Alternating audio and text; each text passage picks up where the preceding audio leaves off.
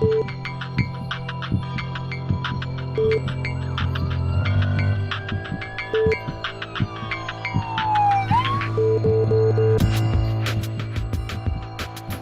buenas tardes, bienvenidos a su programa Salud TV. Estamos iniciando una nueva semana. Espero que esté reenergizado y listo a comenzar con buenas vibras. 16 de octubre. Este día tenemos un tema muy interesante, pero antes quisiera robarle unos minutos al programa para dar unos públicos agradecimientos. Les comento que hace unos días tuvimos una situación muy difícil en mi familia con nuestro hijo menor. Necesitó hospitalización, necesitó cuidados intensivos y por eso mismo yo quiero agradecer públicamente con todo el corazón en nombre de mi familia al Hospital Nacional San Rafael. Desde la persona que nos abre la puerta hasta el director del hospital, pero principalmente al equipo de la Unidad de Cuidados Intensivos comandado por el doctor Manuel Bello, intensivista, y la doctora Esperanza Rosales, quienes fueron los guardianes, los guerreros que Dios puso para mantener a mi hijo con vida y sacarlo adelante. Muchísimas gracias a todo el personal de enfermería, a todo el personal de limpieza, fisioterapia, externos, internos, residentes, todos y cada uno tuvieron un papel importante en la recuperación de mi hijo. Y también muchas gracias a todos los amigos y conocidos y familia que estuvieron apoyándonos con un detalle, con un mensaje, una llamada, una oración. A todas esas personas nunca vamos a poder pagarles, estaremos infinitamente agradecidos, eternamente agradecidos, obviamente con Dios y con todos, pero quien puede pagarles es el de allá arriba. Así que de corazón les deseo que Dios multiplique las bendiciones para todos ustedes, para todos los médicos y todas las personas que he mencionado. Muchísimas gracias. Bueno, ya habiendo dado estos agradecimientos que tenía guardados en el corazón de parte de nuestra familia, vamos a comenzar nuestro programa. Pero les comento que hoy 16 de octubre tendremos el tema las enfermedades transmitidas por los alimentos y en el marco de dos celebraciones. La primera de ellas es el Día Mundial de la Alimentación y les comento que se celebra el 16 de octubre de cada año. Esto fue proclamado en 1979 por la Organización de las Naciones Unidas para la Agricultura y la Alimentación en el marco de la fecha de la fundación de esta organización en 1945. Su finalidad es concientizar a los pueblos del mundo sobre el problema alimentario mundial y fortalecer la solidaridad en la lucha contra el hambre, la desnutrición y la pobreza. Cada año se produce el doble de los alimentos que se necesitan para más de 7.3 millones de habitantes de la Tierra. Pero 793 millones de personas pasan hambre y en todo el mundo las mujeres son las principales encargadas de la nutrición, la seguridad y calidad de los alimentos en la familia y en la comunidad. Así que vamos a estar en el marco de la alimentación hablando de cómo los alimentos pueden también ser vectores y transmisores de enfermedades y ya vamos a aprender por qué. Y otra celebración importante, cada 15 de octubre es el Día Mundial del Lavado de Manos. Importantísimo y les comento, esto se lleva a cabo el 15 de octubre. El tema de este año es Nuestras manos, nuestro futuro, que permite reflexionar sobre la importancia de lavarnos las manos para proteger nuestra salud y construir nuestro futuro, al igual que el de las comunidades. Desde su creación en el 2008, las comunidades de todo el mundo han utilizado esta celebración como una oportunidad para crear conciencia sobre el lavado de manos, el acceso equitativo a las instalaciones de higiene y los beneficios de limpiarlas. Cada año, más de 200 millones de personas en todo el mundo celebramos el Día Mundial del Lavado de Manos. Y vamos a ver si podemos con nuestros invitados enseñarles también a ustedes el correcto aseo de manos. Bueno, de eso vamos a estar hablando este día, de los alimentos que pueden transmitir enfermedades. Veamos la cápsula y al regresar conocemos a nuestros panelistas.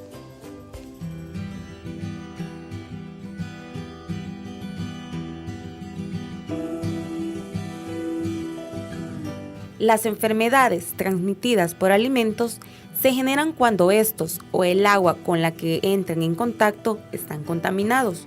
Son llamados de esta forma porque sirven como conducto de transmisión de virus, bacterias y otros organismos dañinos, además de sustancias tóxicas que pueden manifestarse a través de infecciones, que a su vez resultan en enfermedades por la ingestión de alimentos que contienen microorganismos perjudiciales vivos, como salmonelosis, hepatitis viral tipo A y toxoplasmosis. También están las intoxicaciones, que ocurren cuando las toxinas o venenos de las bacterias están presentes en el alimento ingerido. Generalmente no poseen olor ni sabor y son capaces de causar problemas después de ser eliminados. Un brote de enfermedades transmitidas por alimentos se define como un incidente en el que 2 o más personas presentan una enfermedad semejante después del consumo de un mismo alimento, y los análisis epidemiológicos apuntan a este como el origen de la enfermedad. Para conocer más sobre los síntomas, causas, tratamiento y buen manejo de los alimentos para la prevención de las enfermedades transmitidas por estos, quédese en sintonía de su programa Salud TV. Nuestro staff de especialistas estará abordando este interesante tema. Acompáñenos.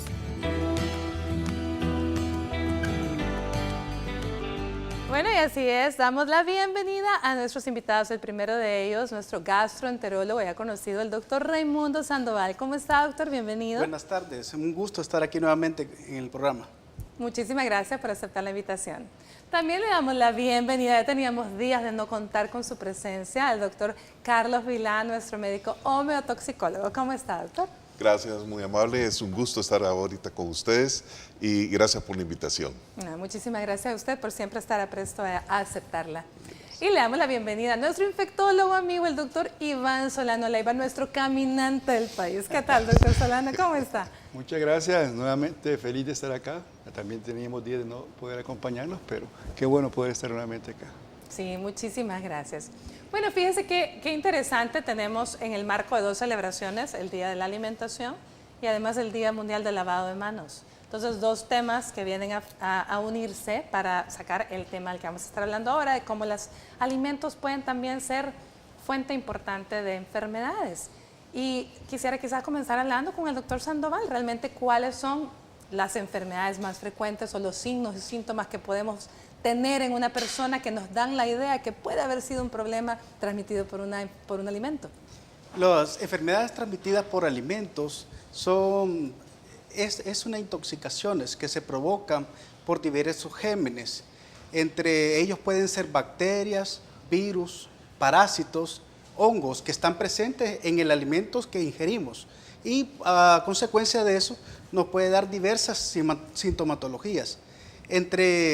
Ahí tendríamos que hablar de cada una de las causas que tendríamos dentro de las bacterias que más frecuentemente podemos encontrar. Entre ellos tenemos la salmonelosis, que es producida por la Salmonella paratifi. Tenemos la fiebre tifoidea, que es por la Salmonella typhi.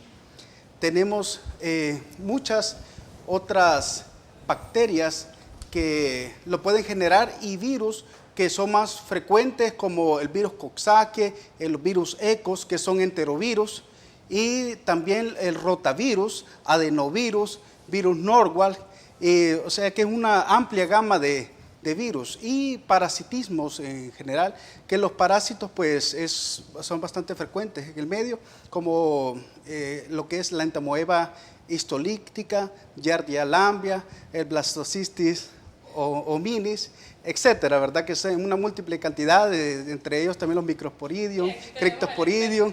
Tenemos al especialista en bichos, tenemos al experto en bichos. A ver, doctor, hablemos un poco, porque no solamente son virus y bacterias, como menciona el doctor, sino también los parásitos, que ya lo dijo, pero ¿qué más? ¿Qué más es lo que puede de pronto ocasionarnos una enfermedad a través de los alimentos? Bueno, yo quisiera mencionar otras enfermedades que las que mencionó el doctor Sandoval, pues son de las más frecuentes que vemos a diario.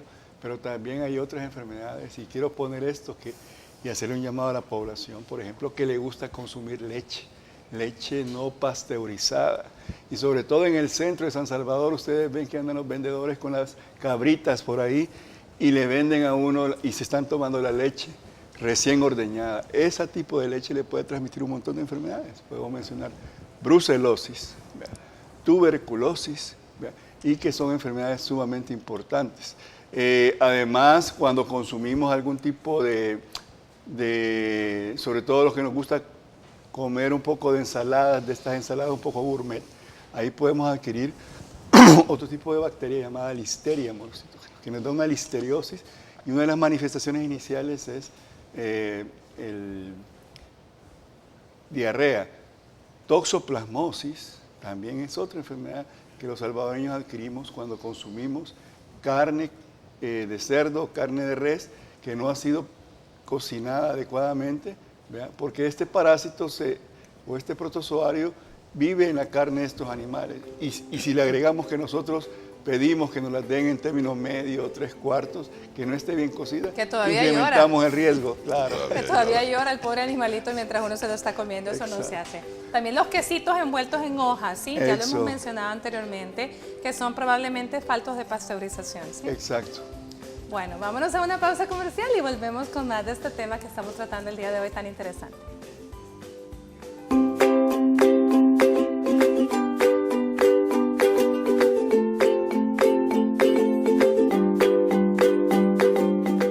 Estás viendo Salud TV.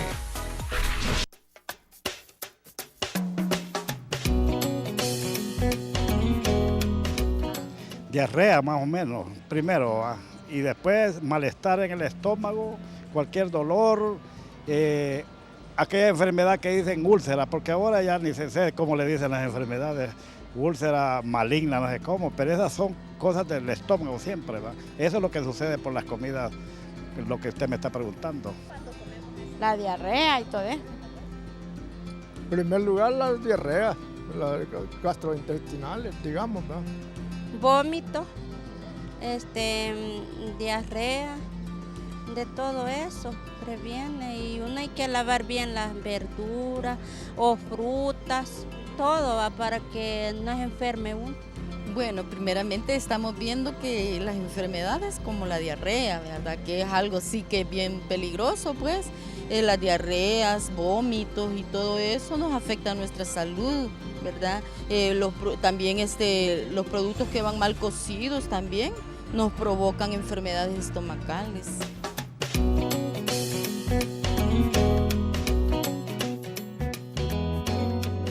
Bueno, como siempre, muy agradecidos con las personas que responden a nuestros sondeos. Mire, muy interesante, toda la gente mencionó síntomas, porque diarrea, dolor estomacal, incluso fiebre. Recuerde que todos estos son signos y síntomas, no enfermedades. Todas pueden ser parte de una enfermedad en específica, pero que son las que estamos conociendo el día de hoy. Ahora bien, los alimentos per se no es que sean malos. La forma en que nos transmiten enfermedades es porque de alguna manera estos fueron contaminados, ¿cierto, doctor Solano? Vamos a ver, y nos ayuda aquí el doctor Vila también. Sí, básicamente recordar a la población de que estos alimentos antes de llegar a nuestra mesa han pasado un proceso, por ejemplo, las legumbres, ¿verdad? Que han pasado por un proceso de cultivo, pero, perdón, ¿dónde se cultivan? ¿Verdad?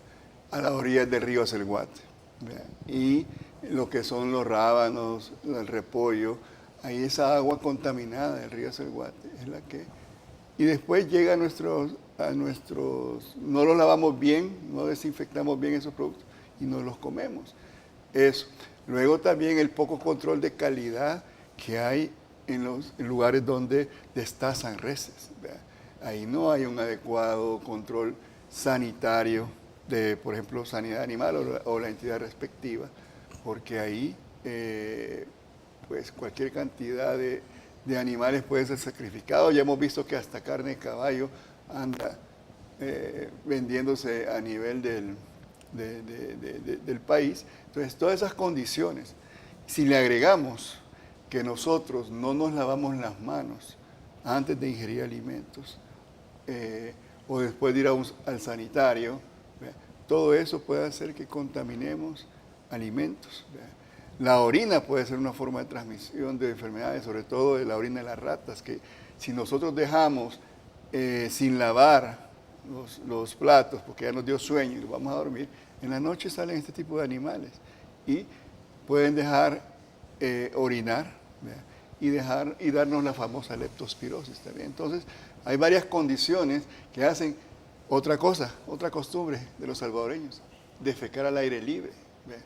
Entonces, eso vienen las lluvias, arrastran a los ríos las heces fecales y contaminan los alimentos. De tal manera que son una serie de factores que hacen que en nuestro país este tipo de enfermedades transmitidas por alimentos sean muy frecuentes. Doctor Vila, ¿qué otras formas de contaminación? A veces en la cocción de los alimentos, la mala temperatura adecuada también puede ser un factor importante, o el dejar el pollo mucho tiempo fuera. Claro. El pollo es sumamente delicado. El pollo es sumamente delicado y definitivamente un pollo tiene que ser bien cocido, no tiene que quedar con sangrita ni tiene que quedar con fibras rojas. Si queda con fibras rojas, no se lo coma, porque eso va a tener salmonelosis y le va a causar una infección enterointestinal. Sin embargo, también hay que recordar los huevos. Los huevos tienen salmonela en su cascarón y usted tiene... Hoy está de moda comer mucha cosa natural, entonces huevos de granja. Los huevos de granja no vienen desinfectados y usted los tiene que lavar con agua y jabón y meterlos al refrigerador inmediatamente. Igual los huevos que usted compra en el supermercado tiene que meterlos a la refrigeradora rápidamente. Cuando usted va a hacer pollo, va a hacer pavo, va a hacer cualquier ave, va a hacer huevos también, usted tiene que desinfectar después, antes de utilizar otro alimento, tiene que desinfectar la tablita donde picó, los elementos donde cocinó, porque la salmonela se transmite fácilmente de un recipiente a otro. Entonces, eso tiene que ver bien importante. Igual, cuando usted va a hacer varios huevos, usted tiene que primero ver si un huevo está bien y echarlo a su recipiente, luego otro y echarlo a su recipiente.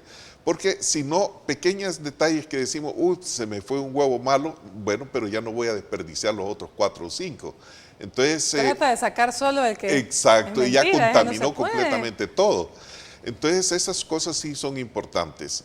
Las carnes es mejor comprarlas directamente de un lugar que lo tenga refrigerado. O sea, la cadena de refrigeración es bien importante. Mucha gente compra en mercados, ok, pero hay que tener en cuenta que definitivamente en mercados hay moscas, cucarachas, y no solo eso, ratas, y no solo eso, sino que también insecticidas. Mucha gente le echa insecticida encima de las carnes, encima de las verduras, encima de todo, dice que para que estén menos contaminadas, y lo que está haciendo es envenenando a la persona. Porque en la clínica veo muchos pacientes intoxicados con insecticida de riñones, hígado, pero bueno, ese es otro tema. El asunto es que hay que tener mucho cuidado de dónde vienen los alimentos y de dónde vienen las carnes, los productos. Se mira mucha Brucella abortus también, cosa que no se miraba antes, y la brucelosis definitivamente estaba erradicada en El Salvador, pero ahora con las carnes que se importan, que son carnes de corte más finos, usted va a ver mucha gente que tiene problemas hepáticos o problemas del sistema linfático producido por una Brucella abortus.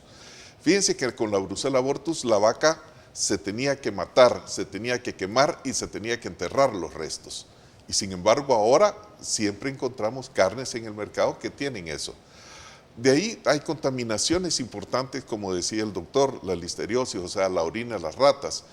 Pero uno piensa en detalles muy escalofriantes de que va a encontrar todo eso en la calle con los recipientes, pero hay formas bien sencillas. Por ejemplo, la bolsita de agua que usted compra a su repartidor. Es una bolsita de agua que la han tenido, la han tenido en sus recipientes de bolsas, pero cuando ya se los dan al expendedor, esas bolsitas quedan separadas. La gente que agarra la bolsita probablemente no se lava las manos. Cuando se lo lleva a la boca usted, que tampoco se ha lavado las manos, eso es una cochinada lo que se está tomando. Es una horchata de diferentes personas, y tierra y bacterias. Y dinero. ¿Verdad? Igual cuando agarramos una lata, agarramos una botella de gaseosa, deberíamos de lavar con agua y jabón todas esas cosas para por lo menos evitar ese tipo de intoxicación. Es exagerada la cantidad de parásitos que estamos teniendo, de amibiasis.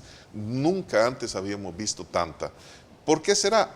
No lo sé, la mala disposición de lavarnos, o que no se están haciendo los suficientes controles sanitarios, o que en las unidades de salud tampoco se está dando los suficientes elementos para matar las parasitosis. O sea, hay que hacer más exámenes de heces a toda la gente.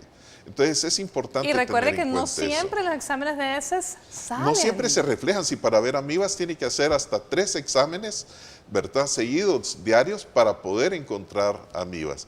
Y cuando tiene usted una parasitosis intestinal de amibas, de parásitos, de oxídeos, de ascaris, o sea, lombrices, etcétera, no solamente va a darle un problema intestinal, o sea, no solamente va a darle diarrea o dispepsias, o sea, soplazones o llenuras, no. También le da fatiga, cansancio, depresiones, le da problemas respiratorios, le da dolores de cabeza, migrañas, estreñimiento, dolores de cuerpo. Entonces, da un montón de síntomas diferentes a los intestinales también. Entonces, cualquier situación que usted se siente mal, primero hay que hacerse su examen de heces para salir de la duda de que usted tiene una parasitosis. Muy interesante. Vamos a ver, doctor, hablemos un poco del cuadro clínico típico de la intoxicación alimentaria más frecuente que está de origen por determinar qué lo intoxicó, ¿verdad? Para más o menos que la gente se vaya ubicando. Sí, lo primero que aparece, los primeros síntomas es la presencia de náuseas, que es seguido de presencia de vómito. ¿Qué tan seguido después del alimento consumido puede presentar los síntomas? Depende del tipo de bacterias. Okay. O sea, eso lleva un periodo de incubación. El periodo de incubación generalmente puede oscilar entre horas y días en algunos casos. Ahora, por ejemplo, el Porosea Brucella cereus, que debe un periodo de 10 horas.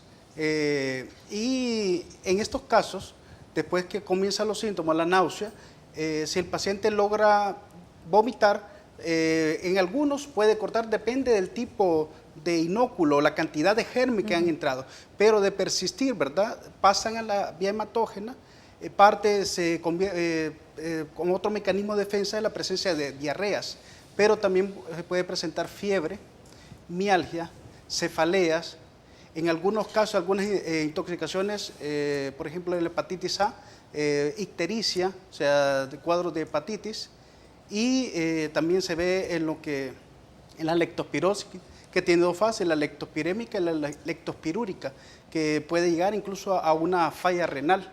Entonces, esos cuadros, pues bueno, ya son más específicos, pero cuando tenemos este paciente que se nos presenta con fiebre, vómitos, diarreas, dolor abdominal, generalmente casi siempre se quejan de cefalea, decaimiento, paciente deshidratado. Entonces podemos encontrarnos ante un paciente con una intoxicación alimentaria. Cuando hablamos de los mariscos, principalmente las conchas son pero brutales para de pronto presentar rápidamente los síntomas. ¿Qué tan rápido se puede presentar después de un marisco contaminado y cuál es el máximo de tiempo? Porque eso es lo que muchas veces la gente pregunta, pero es que yo comí tal cosa hace 2 días. O sea, ¿hasta cuántos días se puede presentar, doctor? Bueno, yo le voy a hablar por experiencia propia, ya que hablo de mariscos. Una vez me invitaron a comer una pedazo de porción de pizza con marisco. Me pidió a las 4 horas, ya comencé con las náuseas, con los vómitos, ¿verdad? Y hubo diarrea, 4 horas, sumamente rápido. Pero va a depender como los factores que mencionaba el doctor, ¿no? La cantidad del inóculo del agente ofensivo, pero eso puede. Y puede, bueno, en el caso, por ejemplo, de la famosa bacteria que causa septicemia en pacientes con hepatopatías crónicas, que es la septicemia por Vibrio vulnificus, también puede ser tan rápido como de 12 horas a 3 días del inicio de los síntomas. Entonces, eso va a depender de muchos factores, ¿no? Y las intoxicaciones alimentarias son las más frecuentes que a veces tenemos. Es importante que no nos automediquemos, no veamos a la diarrea como que es un síntoma, como algo que nos va a hacer, que nos está haciendo daño. Es más, es un mecanismo de defensa del organismo que busca eliminar el agente ofensor. ¿Vean? Y la mayor parte de las veces, con rápidamente, pues si nos mantenemos bien hidratados, desaparece la intoxicación. Importantísimo eso que nos acaba de decir, doctor, y yo creo que es parte del mensaje que también nuestro gastroenterólogo quería dejar este día, y es que la diarrea es un mecanismo de defensa. Por favor, evite automedicarse, y peor con aquellas cosas que le ofrecen a usted tapar literalmente, porque realmente puede empeorar su problema. Bueno, vámonos a una pausa, pero antes la cápsula siguiente nos muestra el doctor Edgar Sol Monterrey, alergólogo pediatra, que nos habla un poco de las alergias a los medicamentos. Ya volvemos.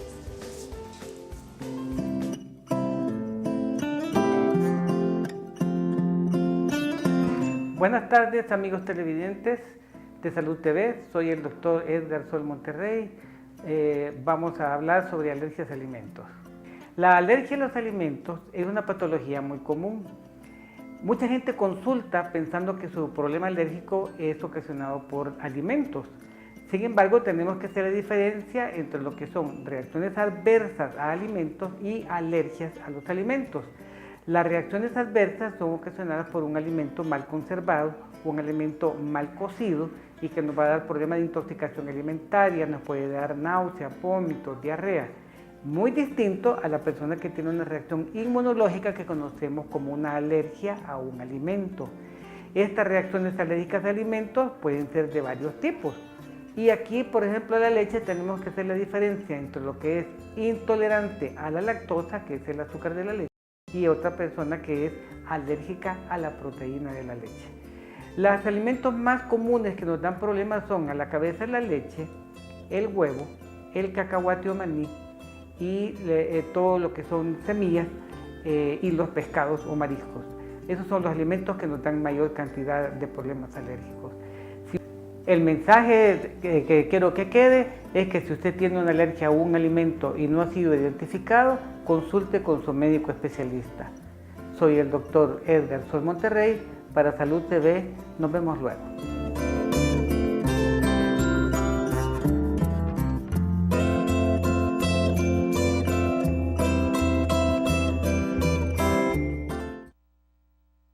Estás viendo Salud TV.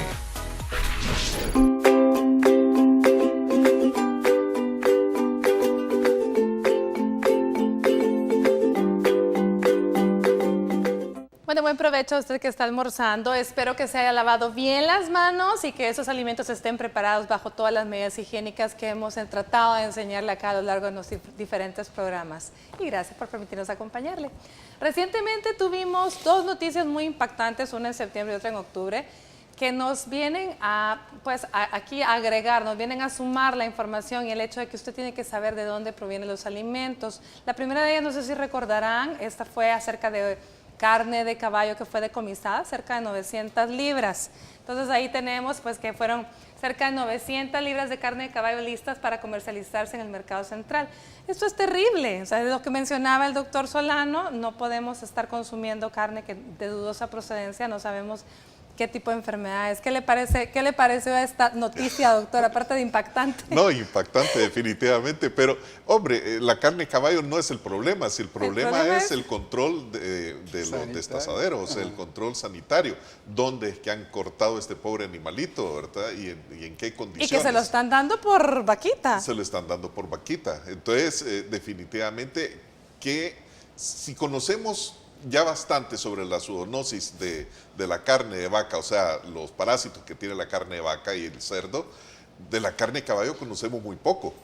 Entonces, no está dentro de nuestra cultura para poderla comer porque definitivamente algunas cosas vamos a tener. Definitivamente. Y la otra noticia que tuvimos, que usted recordará porque se viralizó a través de redes sociales, era el hecho de 2 fallecimientos de 2 personas por intoxicación con mariscos, ¿cierto, doctor Solano? Sí. ¿Qué bacteria era? ¿Usted me recordará? Estas fueron 2 septicemias por una bacteria llamada Vibrio vulnificus, que es una prima, digamos, de la que nos produce el cólera, que es el Vibrio cólera. Entonces, esta tiene una mortalidad sumamente elevada, sobre todo cuando la bacteria alcanza ya el torrente sanguíneo. ¿Qué fue lo que aquí sucedió? ¿Qué fue lo que aquí sucedió? Y nos da una infección generalizada y en cuestión de días puede la persona fallecer. De hecho, estas 2 personas Una se logró documentar que había consumido mariscos crudos en la zona de Antiguo Cucatlán. La otra persona no se logró documentar, pero ambas coincidían en que tenían problemas hepáticos crónicos. Eso es bien importante. O sea, el consumo de este tipo de mariscos crudos como factor de riesgo para adquirir este tipo de enfermedad, estamos hablando, es para las personas con problemas de las defensas bajas, pero sobre todo los que tienen problemas hepáticos crónicos. No se recomienda que consuman conchas, ostras, además camarones, ¿verdad?, crudos.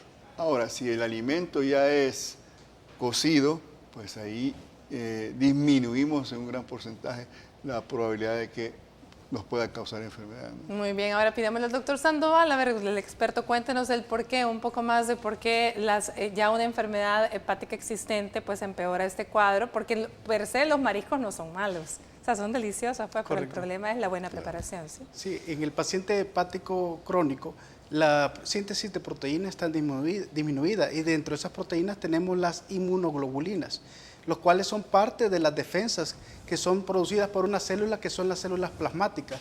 Entonces, estos son pacientes que al estar inmunocomprometidos son más vulnerables. Fíjese que es bastante frecuente encontrar pacientes con hepatopatías crónicas que vienen con diarreas.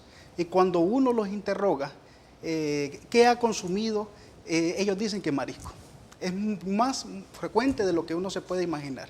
Entonces, por eso yo, por ejemplo, en mi caso, mis pacientes los tengo contraindicado completamente el consumo de marisco en pacientes hepatópatas crónicos, o sea, con cirrosis hepática. Claro. Entonces, claro, que no solo el virus bulíficos, sino que hay otros que pueden alterar Escherichia coli enteroinvasivas que producen diarreas secretoras abundantes, las enterotoxigénicas que también pueden estar presentes en dichos mariscos y esto pueden conllevar a estos pacientes a graves deshidrataciones y como los mecanismos de defensa y de compensación de dichos pacientes están alterados, son más vulnerables a morir en el caso de sufrir una infección, porque en ellos las infecciones son más graves que en un paciente sano. Bueno, usted ya mencionó dentro de sus hepatopatías crónicas, estamos hablando de cirrosis hepática, pero ¿qué hay de aquella persona que conoce o sabe que tiene un hígado graso, que sabe que tiene, a lo mejor que tuvo una hepatitis reciente? Porque toda la gente que está en casita puede pensar, bueno, yo tuve hepatitis o tengo un hígado graso, entonces no debo consumir mariscos crudos. El cuidado es en general, ¿verdad? El consumo de mariscos crudos pueden estar vulnerables a poder adquirir alguna infección. Ahora, el hecho de tener el hígado graso lo sufre el 30% de la población. Entonces, como tal, no es que lo contraindique el hígado graso, sino que es igual que un paciente sin hígado graso vulnerable a adquirir una infección. Recordemos que son alimentos crudos que proceden de esteros de las zonas tropicales, donde ahí mismo se depositan los desechos de humanos, y pues ellos, los conchitas, adquieren todo lo que está alrededor de esa agua contaminada. Exacto. Doctor Vila, ayúdenos. Sí, yo quería comentar un par de cosas. Primero, que una mujer embarazada definitivamente no debería comer mariscos crudos. ¿Por qué? Porque no solamente va a tener una intoxicación por amibas, por parásitos, por cualquier cosa de estas, sino que también la medicación está contraindicada en una paciente embarazada. Entonces, ¿qué va a hacer? ¿Cargarse una amibiasis por 9 meses? ¿Verdad? No puede ser. Entonces, igual, los niños pequeños tampoco deberían de consumir mariscos crudos, especialmente lo que son conchas, ostras, no lo deberían de hacer. Y por otro lado, todo aquel paciente que tiene un problema, como ya dijo el doctor, un problema de hígado, no debería de consumir ningún marisco crudo. ¿Por qué? Porque su hígado ya está tan delicado que darle un tratamiento de 9 días de medicamento de metronidazol para las amibas, más el tratamiento de tinidazol, más el tratamiento de antibióticos si tiene otra bacteriosis, entonces el hígado va a terminar sufriendo notablemente. Claro. Y le va a causar mayor daño a ese pobre hígado y páncreas. Bueno, muy bien, entonces nos queda claro. Vamos a relajarnos un poquito en nuestra sección de Peace and Yoga con Lianik Borlasca. ¿Qué les parece que vemos qué tips nos trae este día de yoga? Ya volvemos.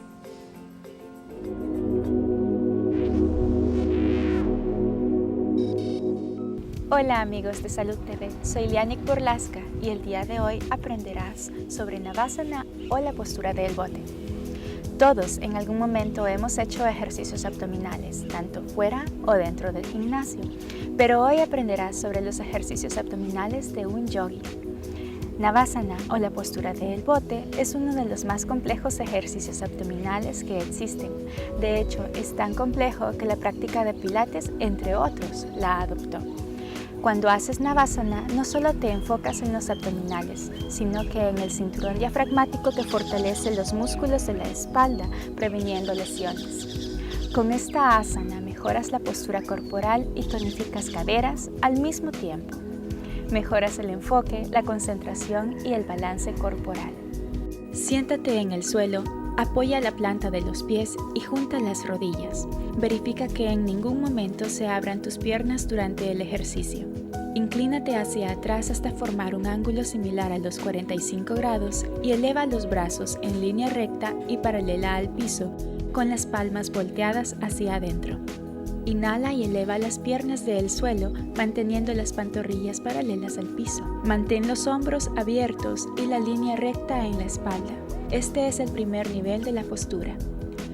Si tienes suficiente fuerza en el abdomen, estira las piernas completamente, continuando con el ángulo que dibujaste con los muslos formando una V. Sostén la postura con una respiración profunda y rítmica, haciendo cada inhalación y exhalación exclusivamente por la nariz. Evita respirar por la boca. Es normal que los músculos abdominales o el cuerpo en general tiemble durante esta asana, debido al gran esfuerzo que se hace en general en el tronco y las caderas. Si tienes problemas de nuca, quédate en la versión sencilla de la postura y enfócate en relajar el cuello con la respiración dirigida. Esta postura está contraindicada para mujeres en estado de embarazo y es necesario consultar con un especialista sobre el tiempo de descanso antes de realizarla después de una cesárea. Al realizar esta o cualquier postura de yoga, siempre hazlo bajo la supervisión de un profesional certificado que te guíe a adaptar la postura a tus propias capacidades. Soy tu maestra, Lianik Borlasca, y esto es Peace and Yoga. Namaste.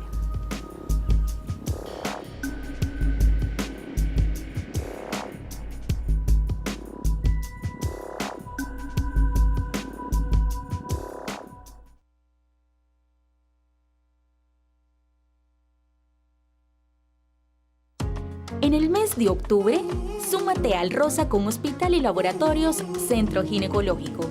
Aprovecha nuestros descuentos y precios especiales por el mes de la lucha contra el cáncer de mama. Hospital Centro Ginecológico.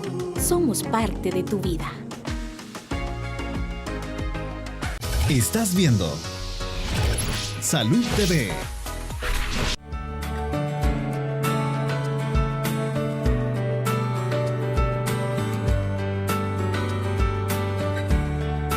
Este día en Foodstyle te presentamos el correcto manejo de los alimentos para asegurar la inocuidad de estos. Una de las principales prácticas adecuadas es mantenerlos a temperaturas seguras. Es importante refrigerar los alimentos perecederos.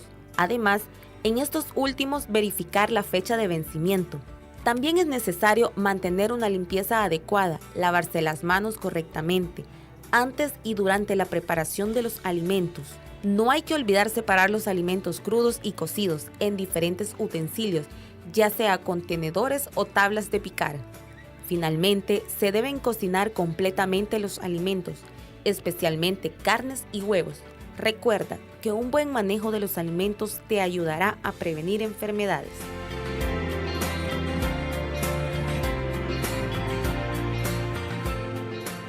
Bueno, y gracias por continuar con nosotros. Estamos hablando, recuerde, de las enfermedades transmitidas por alimentos. Fíjese que me llamaba la atención porque qué bonito habla cómo se veían los colores, la lechuga y todo. Y eso nos hizo recordar que también en el mal manejo de las legumbres viene pegado el famoso Helicobacter pylori, del cual estuvimos hablando hace una semana. Pero pidamos aquí al doctor Sandoval que nos hable nuevamente, nos recalque la importancia y el cuadro clínico que nos puede dar el Helicobacter pylori. Correcto. El Helicobacter pylori es actualmente una bacteria que es bastante frecuente y se ha relacionado con niveles socioeconómicos bajos y con condiciones de insalubridad.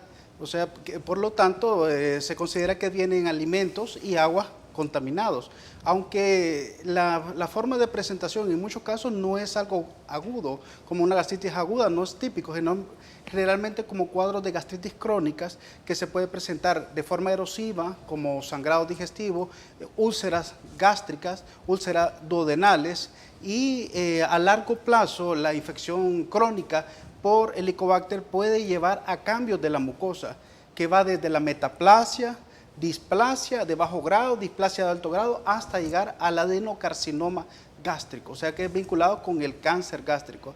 Actualmente, claro, se ha convertido prácticamente en un dogma, lo que es, ¿y por qué digo un dogma el Helicobacter pylori? Porque cualquier cuadro, viene el paciente con náuseas, vómitos, un cuadro como el que hemos descrito de intoxicación alimentaria, no, vamos a hacerle una pruebita de Helicobacter, no, el Helicobacter le salió positivo. Entonces el culpable es Helicobacter, vamos a ponerle el tratamiento que es la triple terapia o la tetraterapia para el Helicobacter. Pero en muchos casos pues hay que hacer un diagnóstico más específico, porque pensar en las otras causas también de infección, no solamente la presencia de Helicobacter, sino en las otras que hemos hablado acá, salmonelosis, leptospirosis, que necesitan tratamientos antibióticos más específicos que solamente el tratamiento del plan contra Helicobacter. Es decir, ¿verdad?, que debe estar también en el parámetro cualquier paciente que presente náuseas, vómitos, dolor epigástrico, sensación de llenura. Después, la posibilidad de tener una infección por Helicobacter, con los síntomas respectivos que se puede diagnosticar, ya sea por pruebas de laboratorio como son los anticuerpos, los antígenos en heces, unas pruebas que se pueden realizar a través de la endoscopía digestiva. Pero si este paciente, realizando esos tratamientos, no mejora, también debemos considerar otras posibles infecciones que presente este paciente. Sí, la verdad es que el Helicobacter pylori puede estar ahí, pero en eso le cayó otro, como se le juntó el hambre con la ganas de comer. Le cayó otro y el otro es el que dio los síntomas. Dígame, doctor Solano. Solano. Yo quería preguntarle al doctor Sandoval, hablando del Helicobacter pylori, los test del aliento, ¿qué tan confiables pueden ser para diagnóstico? El test del aliento es un test confiable, es uno que debería estar en primera línea. Lo que pasa es que no en todos los laboratorios se realizan, porque el test del aliento, partiendo de la ureasa que tiene esta bacteria, pues si está positivo, está presente la bacteria. Es uno de los métodos que debe ser de primera elección. Más que el de sangre, porque habíamos mencionado que el de sangre realmente no me dice si esta infección es activa, ¿verdad? La sensibilidad de las pruebas de sangre es del 80%, quiere decir que tenemos un 20% que a pesar que la tenga va a salir negativo. Exacto. Y en la prueba de antígenos en heces la sensibilidad es del 85%, un poquito más que el de sangre. Entonces, pero tenemos un margen todavía de un 15%. Entonces, las dos pruebas principales para diagnóstico, la prueba de la ureasa, que es una prueba no invasiva, y la prueba invasiva, que sería la toma de biopsia y encontrar directamente la biopsia a través de tinciones como la tinción de Gram, porque esta es una bacteria Gram negativa. Muy bien. Bueno, entonces ya está resuelta nuestra duda, ¿verdad? Sí. No, es que precisamente eso quería yo también aclarar, que yo creo que lo ideal es la endoscopía, la gastroscopía, con la toma de biopsia, ese es el gold estándar diagnóstico. El gold estándar. Entonces, a veces muchas personas les hacen exámenes en sangre y lo que va a detectar ahí son anticuerpos que probablemente muchos de ellos sean de memoria inmunológica. Vea, entonces eso aclararle a la población. Muy bien. Por eso estos pacientes, después del tratamiento, muchos vienen al mes que se realizaron la toma de los 10, 14 días que, bueno, actualmente el plan plantea 14 días antibióticos, o sea, la triple terapia, vienen con la prueba en sangre, anticuerpos en sangre, y todavía les sale positiva. Entonces dicen, no, mire doctor, no me ha eliminado la bacteria Helicobacter, y ya esa prueba en el momento no es confiable porque es de memoria, aunque la bacteria no esté presente. Muy bien, es de memoria inmunológica. Por lo tanto, de preferencia, el del aliento bien realizado tiene una mejor chance de dar un diagnóstico. Y por supuesto el gol estándar que habíamos dicho, la toma de biopsia a través de la endoscopía. Bueno, vámonos a una pausa comercial y volvemos ya con lo último del programa de hoy.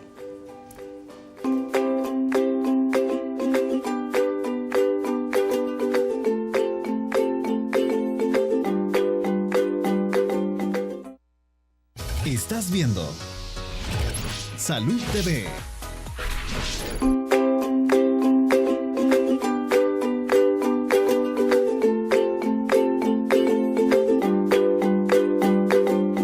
Gracias por continuar con nosotros. Recuerde que todo el mes de octubre estamos portando nuestro listón rosa en la campaña de la lucha contra el cáncer de mama. Usted ya se hizo la mamografía. Si no lo ha hecho, por favor, hágalo. Es el momento. Esto puede salvarle la vida. No tenga miedo, no duele.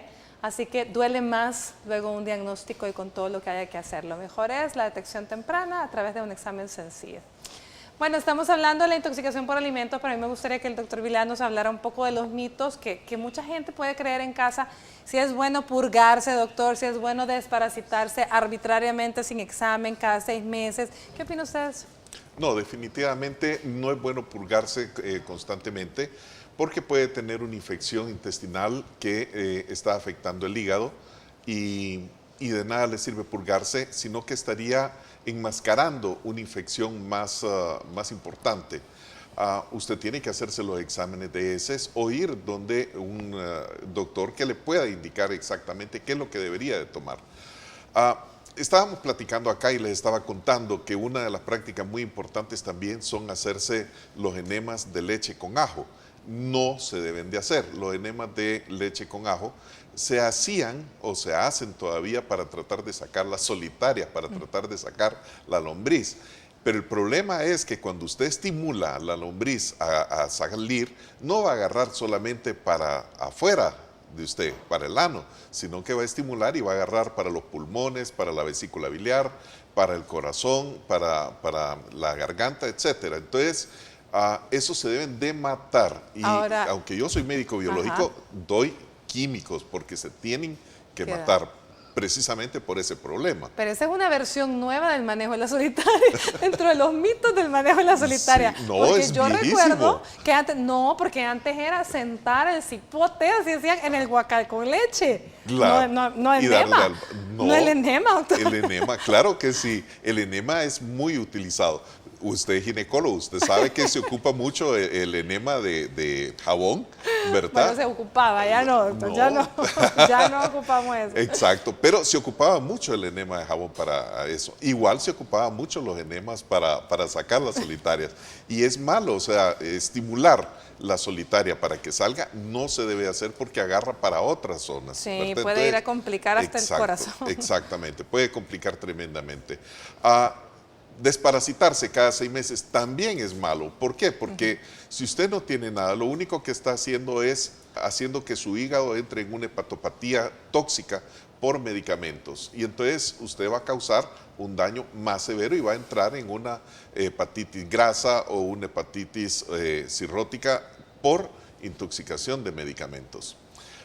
Es importante tener en cuenta también que usted puede estar con una zoonosis, o sea, con una bacterias y parásitos subclínicos, o sea, no estar dando una patología constante, pero puede tener de vez en cuando una diarrea o puede tener una dispepsia, o sea, soplazón, o puede tener molestias hepáticas, y eso puede ser causado por algún tipo de parásito o algún tipo de bacteria, y es bueno entonces hacerse los exámenes para eso. Pero quiero llamar la atención a esto. Si usted tiene un intestino que no está funcionando correctamente, debería hacerse exámenes de laboratorio para ver si hay parásitos. ¿Por qué? Porque una zoonosis subclínica puede producir enfermedades de tipo inmunológico a nivel del sistema nervioso central. La esclerosis múltiple se está relacionando mucho con problemas intestinales, problemas de depresión, fatiga, esquizofrenias, trastornos de autismo, también se está relacionando mucho con problemas de una mala digestión. Entonces, ¿por qué? Porque cuando las bacterias, nosotros tenemos millones de bacterias a nivel intestinal, pero cuando esas bacterias entran en una disfunción orgánica, entonces se dejan de producir grandes cantidades de sustancias orgánicas que están relacionadas con la producción de mielina o la producción de acetilcolina u otros elementos que son necesarios para el sistema nervioso. Tomar sustancias como para limpiarse el hígado, o sea, la gente toma albahaca, toma pericón, toma menta, o epazote, no son adecuados. ¿Por qué? Por lo mismo, porque estamos induciendo a que el parásito se estimule, se agrave y pueda producirse en más cantidades. Entonces siempre es bueno, lo mejor, hacerse sus exámenes en laboratorios. Ay, mire que lo está diciendo el doctor, que ya bien dijo, él es homeotoxicólogo, sí. Pero cuando hay que dejar químicos, hay que dejar químicos. Pero no hay que automedicarse, esa es una cultura que tenemos que evitar. Bueno, vamos a ver, doctor Sandoval, ¿qué quisiera usted agregar para que la población le quede claro este día? ¿Cuál es su mensaje? El mensaje final es que tenemos que precisar el diagnóstico. Las causas son múltiples y ahí existen exámenes, ¿verdad? No se habló aquí de exactamente qué pruebas, que pueden ir desde unos antígenos febriles que son muy útiles hasta cultivos para poder saber qué tipo de antibiótico es el más específico a alguna bacteria que lo requiera, ¿verdad? Pero ya cuando ese paciente se ha automedicado, ha consumido antibióticos, hasta los cultivos probables que se pueden hacer los negativiza. O sea, ya no son útiles. Por tanto, busquemos una atención adecuada con su especialista de consideración para poder tener un mejor diagnóstico. Y lo más importante es los cuidados higiénicos. Siempre tenerlos presentes, ¿verdad? Tanto en los alimentos que vamos a consumir, que son alimentos bien cocinados, lavarnos las manos adecuadamente después de usar el baño. Si no tenemos agua potable, hervir el agua, que aunque no le gusta a la mayoría de la población, pero esa es la forma de poder eliminar los gérmenes. Doctor Solano, ¿algo que quiera agregar? No, a mí solo agradecerle a ustedes la invitación. Será en otra oportunidad que estaremos por aquí. Muchas gracias. Bueno, ahora me toca darles entonces las gracias a mí, doctor Sandoval, un placer tenerlo por aquí. Doctor Vilá, como siempre, un placer volverlo a tener por acá. Muchas gracias, pero especialmente gracias a ustedes que nos acompañaron. El día de mañana estaremos hablando de dolor muscular crónico, así que no se lo pierda, otro tema interesante. Por hoy, que tenga un lindo inicio de semana, lávese bien las manos y que Dios nos bendiga.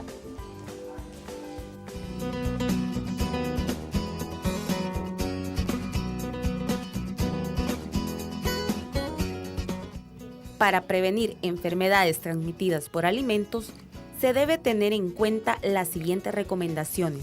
Mantenga limpias sus manos al preparar y cocinar los alimentos. Es necesario lavarlas, no solo antes de comenzar, sino durante el proceso. Separe los alimentos, especialmente los crudos de los cocidos, ya que al contacto entre ellos pueden esparcirse las bacterias. También es importante colocarlos en recipientes y taparlos. No guarde la comida mucho tiempo, aunque sea en el congelador. Estos deben consumirse inmediatamente una vez preparados. Además, es importante no consumirlos después de su fecha de caducidad. Recuerde que ante cualquier síntoma relacionado con estas enfermedades debe consultar con un médico especialista.